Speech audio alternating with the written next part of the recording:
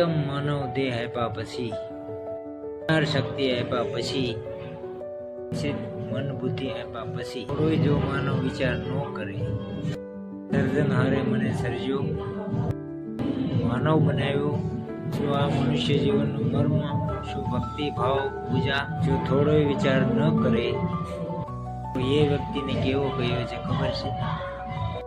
ઋષિ મુનિઓએ એ વ્યક્તિને પશુ કહ્યો છે.